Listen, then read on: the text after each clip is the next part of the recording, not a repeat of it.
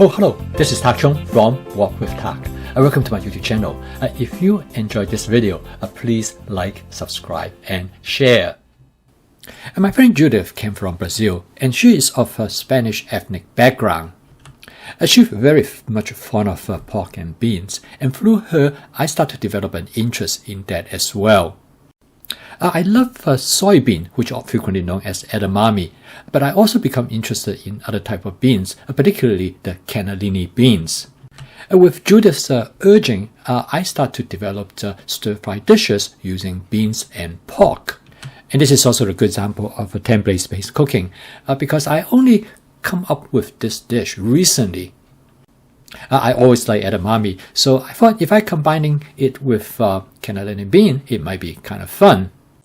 Cooking this dish actually is quite simple. I use my basic pork stir-fry template, and I use this template for cooking many different types of dishes. Here I use my Cuisinart 14-inch stainless steel wok, and I season it well in advance with my spot seasoning method. This template is very simple, and you just cook the pork until it is done. And sometimes I cook it a bit more so that I can char the pork as well. Somebody asked me, can you use a ground beef for stir fry? Yeah, the answer is of course you can. However, ground pork has better flavor than ground beef when it comes to stir fry using this approach. I next add some edamame to the wok. Now I added edamame directly from the freezer, so you don't really need to thaw them out, which makes it much easier. And for this reason, I add the edamame pretty early during the cooking process, so it will have time to warm it up. Now the edamame is already cooked, so all you have to do is to warm it up to the temperature of the dish.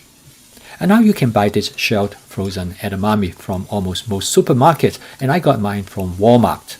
I'm going to season the dish with a combination of oyster sauce and with some hoisin sauce. Furthermore, I'm also going to season the dish with some minced garlic. This is probably one of my most favorite seasoning strategy.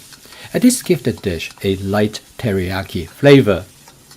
Depending on who I am cooking this dish for, normally when it's for myself, I leave it pretty low in salt. But for people who like more salt, I would add a bit more soy sauce. One thing great about pork which I really like is that they are very flexible in take on flavor that you add to the dish.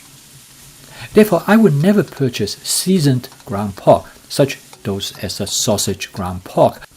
By now, the sugars in the sauces start to caramelize and burn to the bottom of the wok.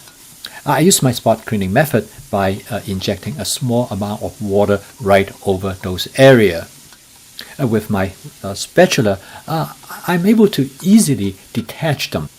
I call this method spot cleaning, but only recently I realized that this method actually has a culinary term which is known as deglazing. Okay, next I add some cannellini beans to the wok. I find that based on my personal experience, the ratio between the pork, the edamame, and the cannellini bean is quite important. To create a proper balance will maximize the culinary experience. However, this is very much subjective, and you probably have a different preference. In addition to use the cannellini beans, I have also used garbanzo beans, which I like very much. So okay, now the dish is cooked. This dish is very fast, and the total cook time is a little bit over 5 minutes. So what is the verdict? Well, I actually really like this dish. I particularly like the way how the pork is cooked. Almost everybody who I cook this dish for, who have never tried ground pork before, really like this dish, and they particularly enjoy the crunchy texture of the pork. Okay, here comes the spoon from my wife. She is my taste tester.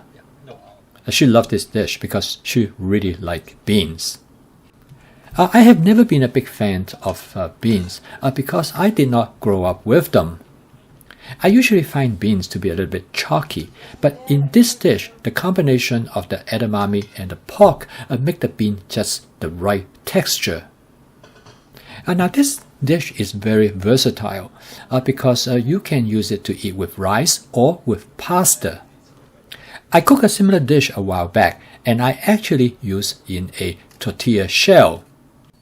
I once spoke to a friend of mine, and he is a nutritionist, and he told me that ground meat is probably the best way to spread the flavor of meat, and also at the same time reduce the overall consumption of meat. In fact, meat makes a great condiment. Of course, the nutritional value of meat has never been doubted. In fact, dietitians and nutritionists always consider bean to be the superfood. It's not only an excellent source of plant protein, but at the same time, it provides great plant fibers. This dish checked all the boxes of a nutritional and tasty dish. Thank you for watching. If you enjoyed this video, please click like, subscribe, and share. I'll see you next time.